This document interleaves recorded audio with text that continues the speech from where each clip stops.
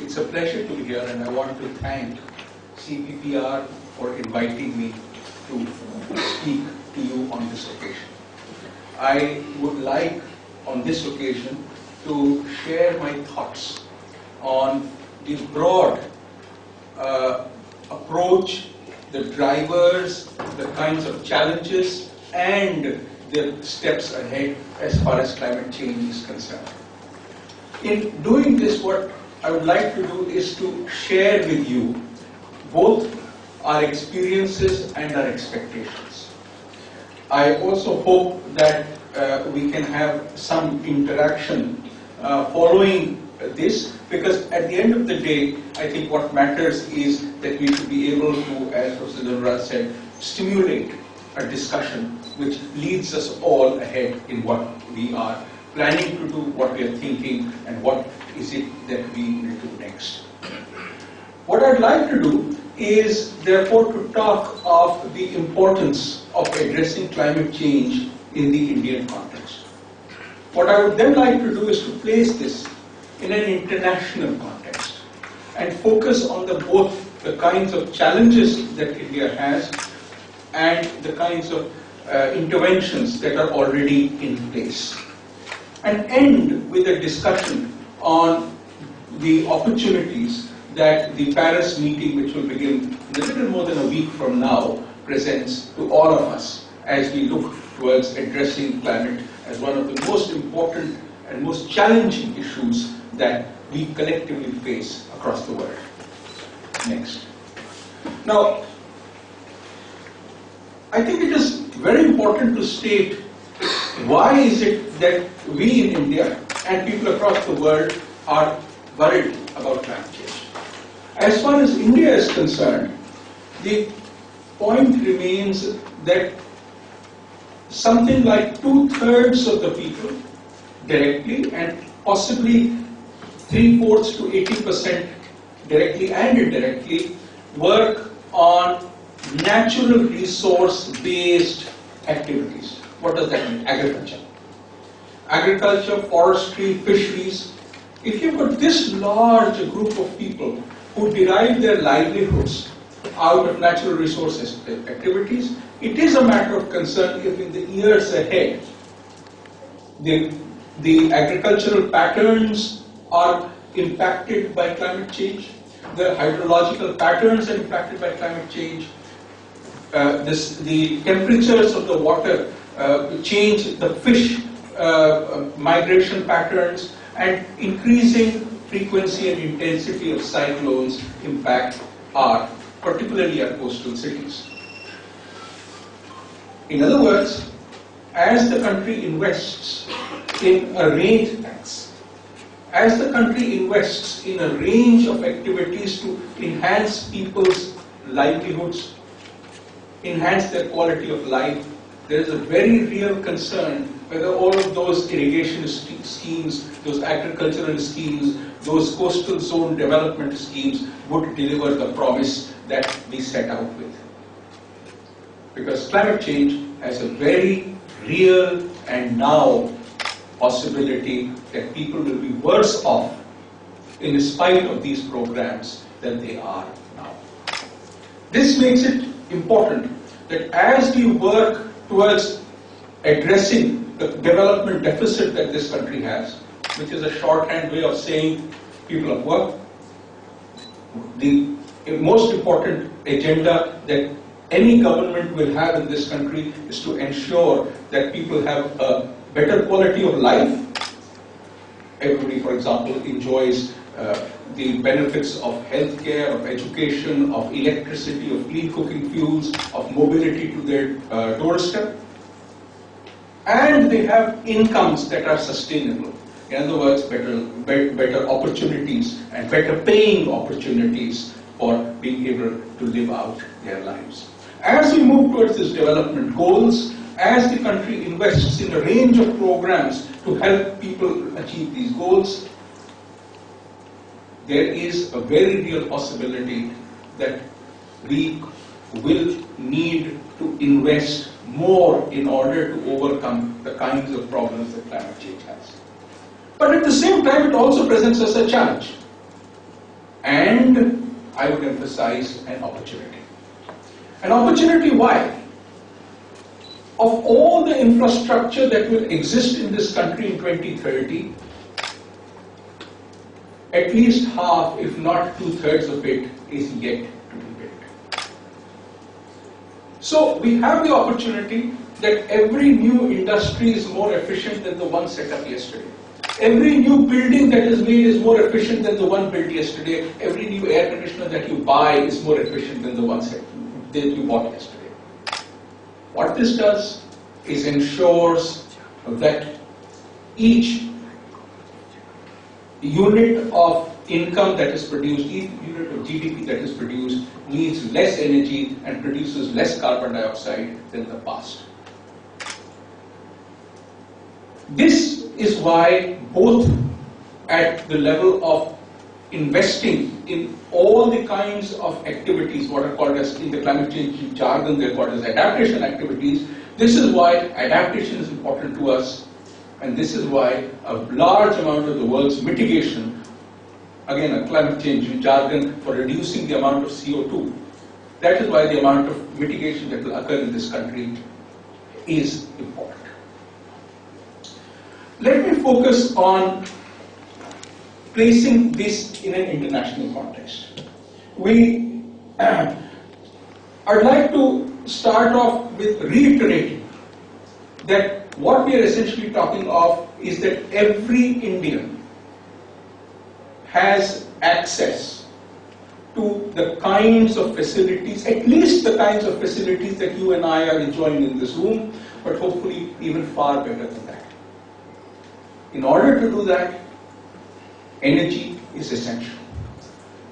And at least today, when the vast bulk of our electricity is based on coal, it also implies a large amount of emissions of carbon dioxide. The central problem is that from a climate change point of view, the total amount of carbon dioxide that the environment, that the atmosphere can hold on is relatively limited if we want the global temperatures to be stabilized. As in the Climate Change Convention we say, we would like to make sure that it does not lead to irreversible climate change. So think of it as a parking lot. There are so many cars that can be parked there, say 100. The problem is that over the years, as countries have industrialized, as countries have developed, more and more carbon dioxide has gone up and is there. We have developed on a paradigm which is based on a lot of energy supply to people. And as energy supplies have been relatively inexpensive, they have also been used in a rather profligate manner. So the problem is that if the atmosphere can, in order not to lead to irreversible climate change, the atmosphere can hold, say, and numbers vary all over the place, somewhere like 1 trillion tons of carbon dioxide. 2/3 of it is already up there. From what various countries are doing, by 2030, 75% of that space is occupied. 75% of the parking lot is already full. Now, if we want that everybody has adequate access to energy, and if that energy is based on a carbon dioxide principle, that means essentially fossil fuels and coal, we will produce a lot of CO2. But there's no space in the parking lot. So the central problem, which is why the climate change negotiations occur, is to figure out how much space is there in the parking lot, who pulls their cars out, who brings their cars in. As we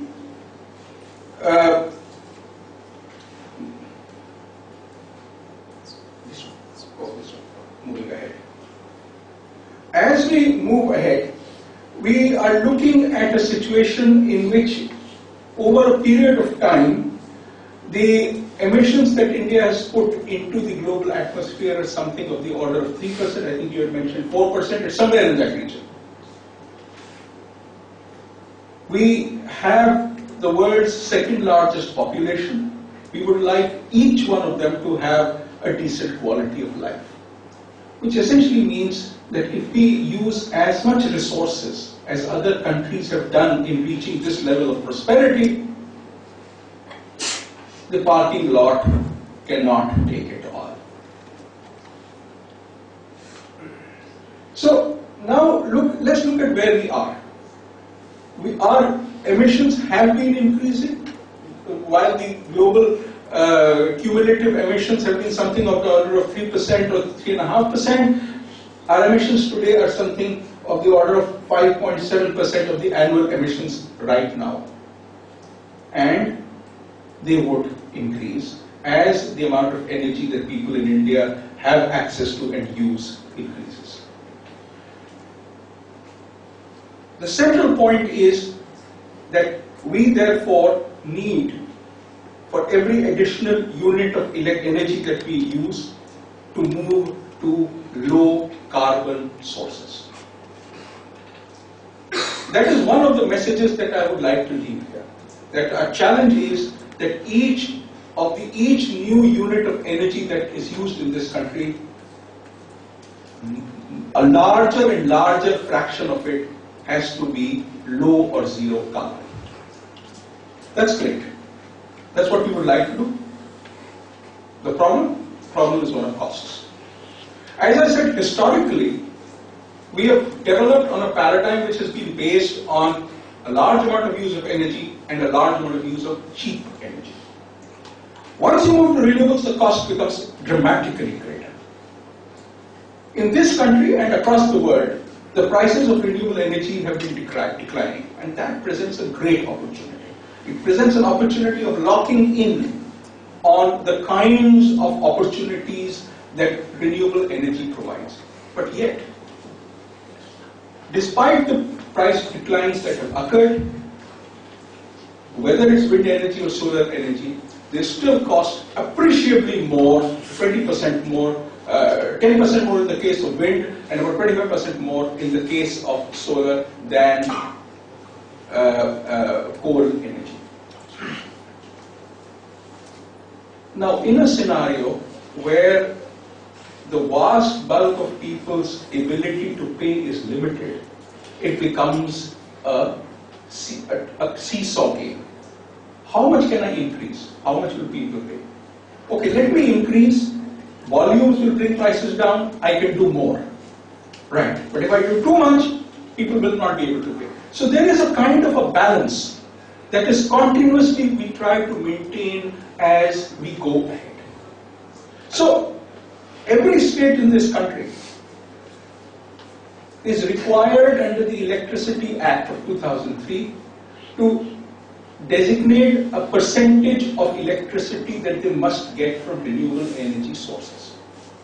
And that renewable energy obligation is set up by various state electricity regulators.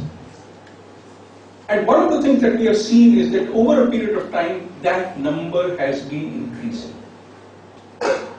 And that number has been increasing as prices have been decreasing. To a first approximation, the load that is being extra load, the extra price that is being put on you and I as consumers is therefore more or less constant. So we are taking advantage of the fact that costs are reducing by adding more and more renewables into the grid. I would like again to reiterate that the rate at which this can be done is essentially linked on the one hand to the rate at which the prices of renewables come down, and on the other hand the rate at which people's incomes and therefore their ability to pay goes up. Now, I find it very useful to discuss that what is it that we are looking for, how much energy are we looking for. Today, India uses about 0.5 or 0.6, India supplies about 0.6 tons of oil equivalent worth of energy. This is all energy, coal, electricity, oil, petrol, everything included. About 0.6 tons of oil equivalent of energy for every person every year. Some of it is lost in conversion, some of it is lost in distribution and transmission. What we end up consuming is about 0.4 tons of oil equivalent of energy per person per year. 0.4. Okay. It is instructive to note that there is no country in the world which has been able to achieve a human development index of 0.9 or more without an energy consumption, not supply, consumption of 2.5 tons of oil equivalent per person per year. Now just compare the two numbers. What are we using? 0.4. What is the level at which the high quality of life is achieved? 2.5. Factor of 6. Now, if we increase our energy by 6 times, if we increase it all by renewables, the country would be bankrupt. You and I probably wouldn't be even able to afford that energy. If we use it by coal, the world would be sunk. Clearly, we have to move through a way that we provide this energy in a manner that is globally responsible and locally viable. What does that mean? One of the things that we have noticed when you look at this graph is that those countries which industrialized early used a lot more energy per person. Those who industrialized late used less. So 2.5 as in the Japans are. It tells us that as we put in our infrastructure, the point that I was making earlier, the half to 2/3 of the infrastructure is yet to be built, you make sure it is more efficient. We will then be able to have a high quality of life at even less than 2.5 tons of oil equivalent per capita. It is our own understanding that this number can come down to 2 and with a stretch can come down to 1.5 or actually 1.7 or so by the time India reaches this state of development. This involves making very real choices, policy choices. I want my buildings to be efficient, I want my industries to be efficient. That's how you make sure you lock in on a lower carbon development trajectory. So that's one message I would like to leave here. Messages that we need to ensure an adequate and affordable supply of energy. And in doing so, we need to have a global agreement which is just, which on the one hand balances climate change actions, say for example doing more renewables, together with development imperatives, being able to provide energy for all, for example.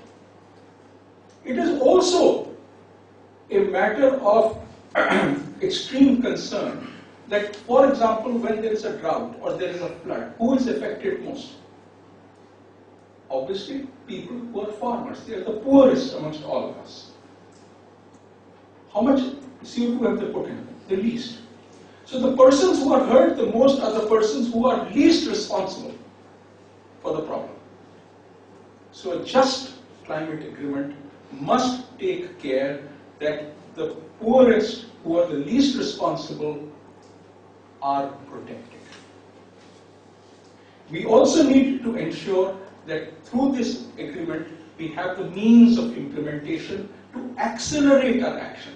As I said, there is a large amount of actions that we are doing, whether it is renewables or energy efficiency.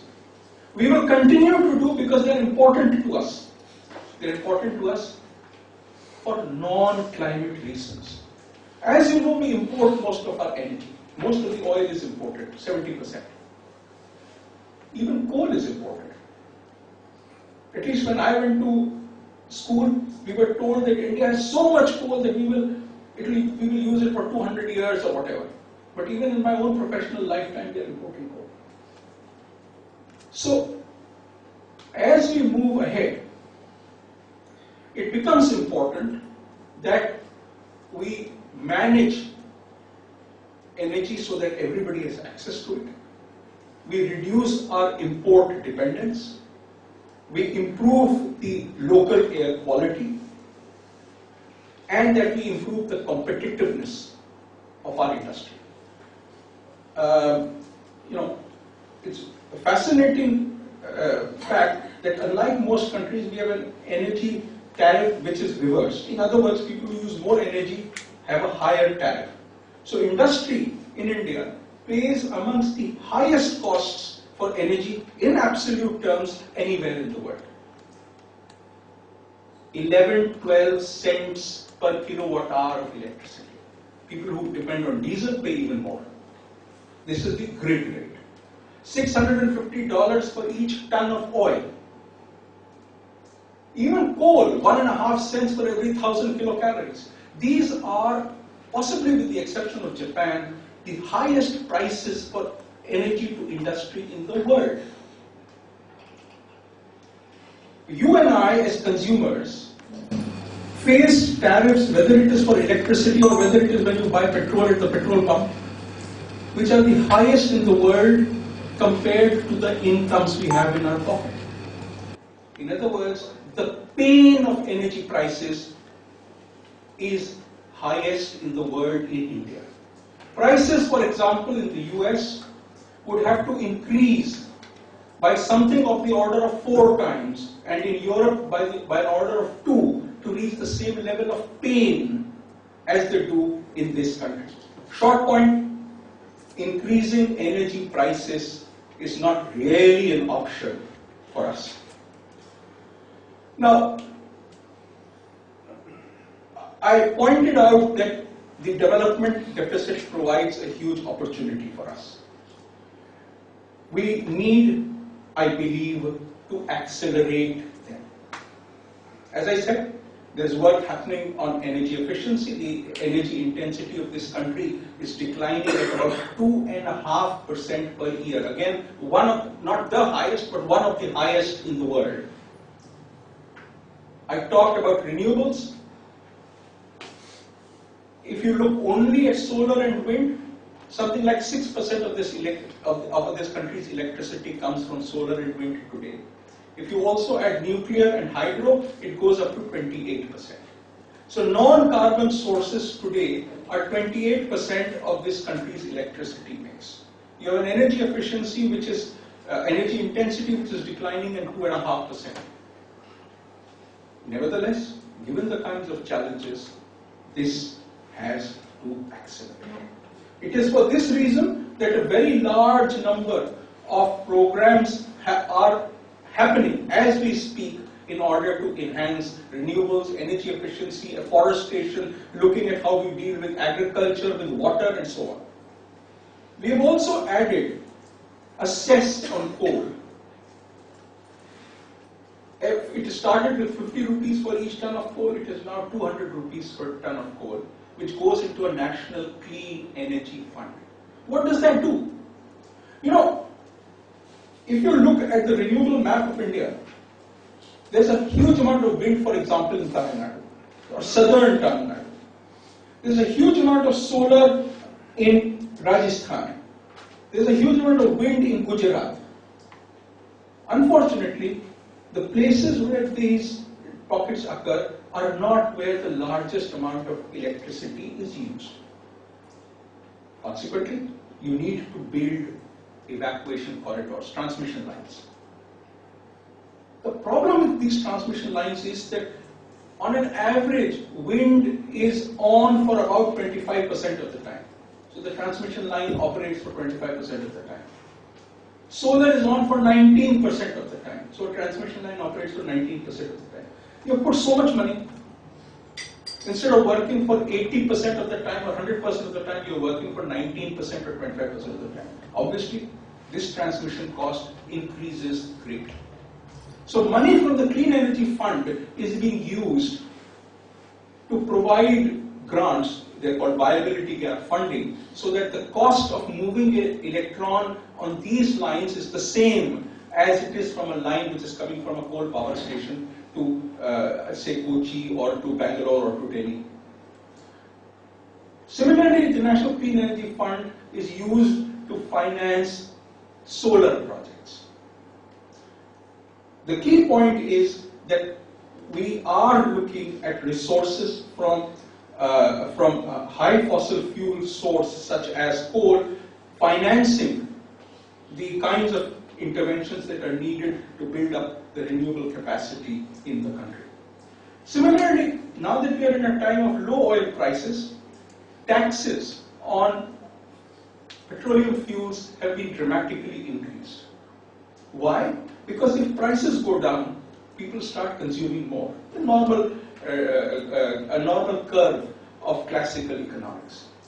The only way that there would not be a huge increase in demand is if you increase the prices, and that's why taxes have been added. I think we must be one of the very few countries in the world, maybe the only country, where this kind of an intervention has been done so that you don't lead to a spike in the demand for petroleum fuels. So, what is it that we will do? We are committed. This is our intended nationally determined contributions which we have provided as an input to the climate agreement. We will reduce the carbon intensity of our economy compared to what it was in 2005. What does this mean? Carbon intensity is simply the amount of carbon dioxide that you produce divided by the GDP. Clearly, if we are committed to saying that we are on a path where for each additional rupee of development, we use less energy, we produce less carbon dioxide, then the carbon intensity must decrease. This is our commitment. As we look at numbers, it seems that we will probably be able to reach 30%. That should be doable. But the additional 10% that we do going to 33% depends on if we are able to put in the right policies at the right prices. If we are able to, for example, have an energy conservation building code adopted by each state and each municipality, that every new building that is built uses half as much energy as those which were built earlier. It becomes a matter of priority for the country to get municipalities and states to adopt these codes. 7 states have already done it. Our goal is that by the end of next year, all states should have done it.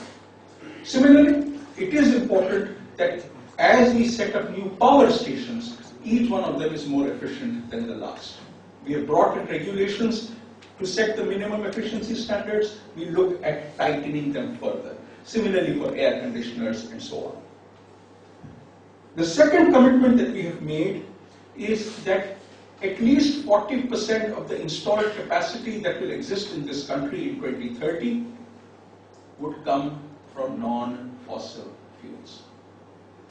I mentioned that today 28% of the installed capacity in this country is non-fossil fuels. Solar, wind, hydro, nuclear. So increasing from 28 to 40 doesn't seem that difficult.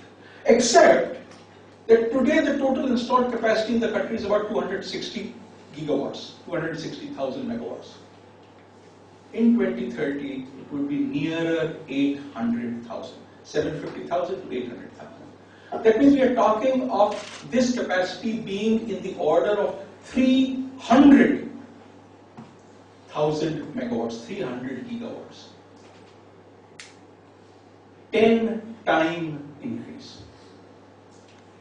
Even with this 10-time increase, we will have to increase our coal capacity to something like double of what it is today.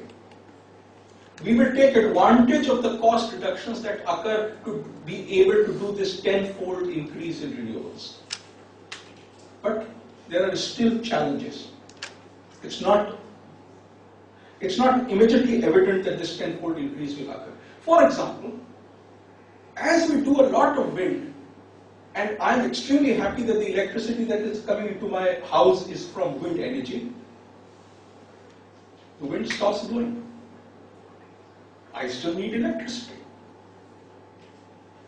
So the electricity system will have to have something else, some amount of gas, some amount of coal that can come on immediately when I need it. It needs what in technical terms is called balancing power. What can this balancing power be? Typically we are looking at three alternatives. You've got a pumped hydro, like you have a Iduki here, that when you don't need electricity, you pump the water to a higher level. And then when you need electricity, you pump it down through a turbine and produce electricity. Another way is that you have gas turbines which are always running at a slow speed, and suddenly when you need electricity, you ramp them up. But that means gas should be available. And the third is the upcoming technologies related to storage batteries. All of them add to costs. Just think of this. I have gas capacity, I have pumped storage, I have storage batteries which are sitting idle most of the time. And then when the wind goes down or the sun goes down, then they come up. Again, they are being used for a fraction of the time. So I have to invest a huge bit for use for a small time. So the total cost of renewables is the cost of renewables, which is coming down, plus the cost of this balancing power. That is substantial. Consequently, one of the challenges that we will have in reaching this 40% non-fossil fuel is how we are able to address the issue of the costs of balancing power. Technologies, control mechanisms, and the management mechanisms for the use of energy become important. It is not today, it is not clear or evident what these methodologies will be. 15 years is a long time, but we look forward to developing these kinds of interventions so that we can go ahead. I've already spoken for a very long time, so I'm going to jump through things which I've already talked about in much greater detail and jump finally to the last thing that I want to discuss, which is on adaptation. Now, as I said, there will be impacts on agriculture, there will be impacts on water, there will be impacts on coastal fisheries and coastal cities. What does this imply? This implies that on the one hand, our demands cannot increase in the same manner as they have in other countries. Today, Denmark is held out as an example of being a very climate conscious country. But just imagine if India had the same rate of car ownership as Denmark does. There wouldn't, forget driving space, we would be large parking lots. Clearly, that is a paradigm that we cannot move on. So what is the paradigm? We need to find that out. It will have to be based on moderation, it will have to be based on conservation. But a consumption paradigm which is very different from what has been used till now will have to be put in. There are people here who are hardcore economists. You know how difficult it is to change consumer behavior. It is the single largest challenge. That's why we typically assume in Economics 101, consumer behavior is a given. Second, we will need to ensure, for example, that when we build on coastal areas, those infrastructure are strong enough that they can withstand cyclones. When cyclone Hudhud hit Visakhapatnam last year, Vizag last year, I'll give you a simple example. 70% of the street lights were destroyed. And you can imagine the kind of safety issues and at the very immediate time the kind of rescue and rehabilitation issues that come up if you don't have street lights. So what the government of Andhra Pradesh decided was that they wanted one, street lights and poles which were stronger, which can withstand that kind of wind, And number two, they wanted lights which were a lot more efficient. So the first 2-year allocation is of the order of 350 crores, but what we want to do in these 2 years is to start off a large number of pilot projects so that we can figure out what is it that has the greatest impact of success. So as we go to Paris, we are first of all looking at an agreement that is just and that is durable. What do I mean by durable? It has to be an agreement that you, I, the US, Japan, the island states, all of them feel ownership of. I always give the classic example of the Kyoto Protocol. We assumed the protocol, lots of top-down numbers for climate adaptation, for mitigation were there, 7%, 8% reductions. But the problem was that as we came to the end of the Kyoto Protocol period, countries which were not able to meet these goals, Canada, Australia, Japan, just walked out. Is there a point in an agreement in which people can walk out when they find they're not meeting their goals? Clearly not. That is why, even more than the targets, the more important is to have an institutional agreement which people agree with, which countries are committed that they will. That is why the INTC approach is an attractive approach, because we are saying, nobody else has put this on us. We are saying this is what we will achieve. And as we deliver on what we have promised, it builds up our confidence that we can deliver. And it builds up the confidence of our partners, their trust that we will deliver. It therefore creates a virtuous cycle of trust and confidence rather than a vicious cycle of moving out of agreements when you find that you are not able to do them.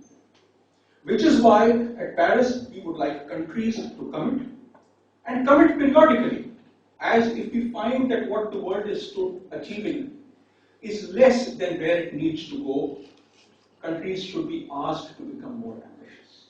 But even the new targets should be country-driven rather than being driven by some allocation formula.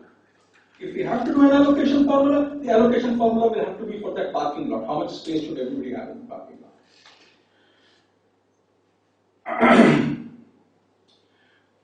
We believe, therefore, that in this agreement, we need to also have an intrinsic part of how do we enhance ambition. We want to figure out if what we are doing is adequate, if it needs to be enhanced. But then, if you need to enhance it, for example, if you ask India, do more renewables, do more energy efficiency, the question immediately comes, how do I do it? I told you of the tension that exists, the seesawing. I put in more renewables, it costs more. So I'm doing a fine balance. If that is the case, then clearly it would need greater degree of financial support through the mechanism in order to enable greater ambition. It's a similar case with technology, because as I was talking, if you need more renewables, for example, you need storage technologies. Where is the battery technology going to come from? Or if I'm going to have a more efficient coal power plant tomorrow and the day after, where is that technology going to come from? One of the things we've learned is technology which is available off the shelf often does not work, because it is not designed, for example, for the kind of coal that India has. So you need to tweak it, you need to adapt it to make it work. Access to enable this tweaking, adaptation, so that it works in the Indian circumstances, that it provides electricity or whatever services at prices you and I are willing to and able to pay, becomes a key factor. Consequently, an agreement that is based on climate mitigation, adaptation, which is durable, in which countries put in what they want to do, there is a periodic revision without a review of people pointing fingers. You did not do enough. That won't help. What we need is countries to be strong enough, to be confident enough that they can deliver, and then they can ratchet it up because they feel that they can deliver. An agreement which has technology and finance access provisions. These, we believe, would lead to a climate agreement that is durable.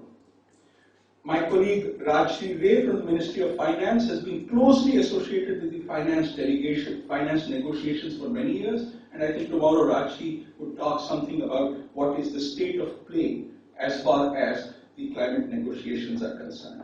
But what I would like to end with is to repeat, we are and will continue to proactively push, whether it is mitigation, whether it is adaptation. Why? Because these are important to us. However, enhanced ambition, accelerated action would be possible only with additional resources, additional technology access being available. That is what we are looking for in Paris. We had talked about this quotation. That's, I think, where we all come from. In the days ahead, we would be reaching out to you through a range of social media activities. Please do follow us on Twitter, Facebook, and on our websites. I thank you very much for this opportunity, for letting me share my thoughts. Thank you very much.